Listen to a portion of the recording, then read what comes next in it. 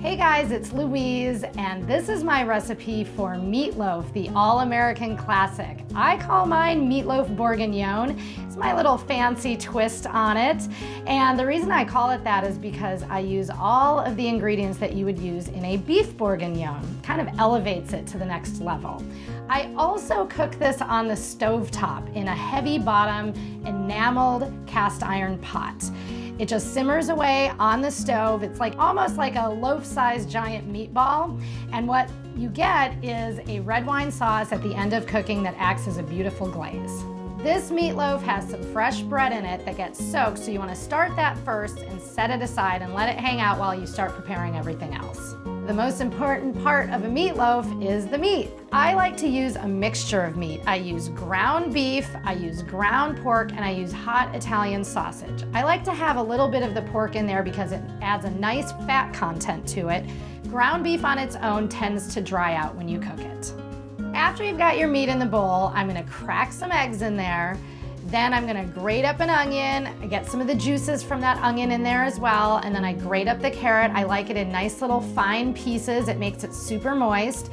And then I add some garlic.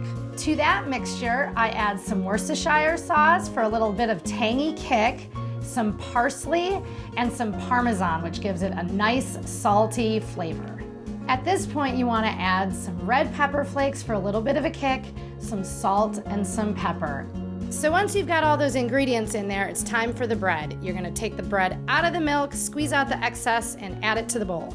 You really want to get everything combined super well. Use your hands, make sure it is all super incorporated, and then you're going to form this meat into 2 small loaves. I like to do 2 loaves because you have a little bit more control over it. It's not as big and clunky, and it cooks much more evenly than a big, massive loaf in the pot. Next, you're going to dredge them in flour, coat them on all sides, and set them aside on the baking sheet. So now you want to get out a pot, put it over medium to medium-high heat, and add the oil and the butter. You want to melt that until the butter just gets a little bit foamy. Make sure that it doesn't burn. You don't want any of that bitter flavor. Just melt it nicely, and you can add your loaves to the pot. You want to brown the meatloaf on all sides and make sure that you get a nice golden crust on the outside. This is very important because the meatloaf will retain all of its moisture after you've done this. Next, you're gonna add the mushrooms, and you wanna saute them in the bottom of the pan in all of that meat juice and the grease that's going on in the bottom of the pan. That's pure flavor right there. You wanna saute them till they're soft, about 5 minutes. Then you're gonna add the red wine, very important, gives it a nice acidic kick. You wanna add the beef stock, some tomato paste, and a few sprigs of rosemary. After you're done with this, make sure to get a spoon in there and scrape up any little brown bits that have stuck to the bottom of the pan. You want to be careful working around the meatloaf, but all of those little brown bits are flavor, and you need that in your braids. Cover it and turn down the heat, and you're going to let it simmer for about 30 minutes.